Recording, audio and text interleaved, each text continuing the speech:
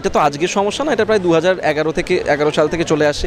আমি নিজে এরকম দুটো ছবির অংশ ছিলাম, চিলড্রেন অফ ওয়ার বলে আর একটা চৌরাঙ্গা বলে ছবি, যে দুটো কলকাতায় এসে শুটিং করার কথা ছিল, কিন্তু সেই একই সমস্যার জন্য 2013-তে একবার আর 2014-তে সেই ছবিগুলো গুটিয়ে অন্য জায়গায় আমাদের কিছু শুটিং করতে। কোথাও কি পিঠটা ঠেকে গেছে মানুষের, মানে আমি সিনেকর্মীদের সেটা তো ঠেকে গেছেই। এবং সেখানে আমি নিজে যেরকম অনেক পরিচালকদের সাথেই কাজ করেছি, তাদেরকে কী ধরনের সমস্যা বা প্রযোজকদের কী ধরনের সমস্যা ফেস করতে হয় সেটা তো আমি নিজে ফার্স্ট হ্যান্ড কাজ করেই দেখতে পেয়েছি। এবং আমার অনেকগুলো ছবি যেখানে আমি অভিনয় করি সেখানে সেই সমস্যা হয়েছে। আমি নিজে ছোট একটা ছবি নির্দেশনা করতে গিয়ে দেখেছি যে আমার যখন বেশি প্রয়োজন লোকজনের নেই, সেটার জন্য কি পরিস্থিতির মধ্যে দিয়ে যেতে হয়। সুতরাং এটা তো একটা সমষ্টিগত একটা চিন্তা ভাবনা করার সময়, এবং সেটা আমার মনে হয় ডিরেক্টর্স অ্যাসোসিয়েশন চমৎকারভাবে সেই পয়েন্টগুলো তুলেছে। তারা লিগালিও মুভ করছে, আমি যা প্রত্যেকের সাথে কথা বলে যা জেনেছি। সুতরাং সেটা লিগালি মুভ করা ছাড়া উপায় নেই, কারণ এই সমস্যাটা এমন একটা সমস্যা, সেটা হঠাৎ করে সবাইকে বোঝাতে গেলে সবাই বুঝতে পারবেন না, এবং বাকিদেরকে ইনভলভ করার কোনো প্রয়োজনও নেই। এটা একটা ইন্টারনাল ফ্র্যাটার্নিটির সমস্যা।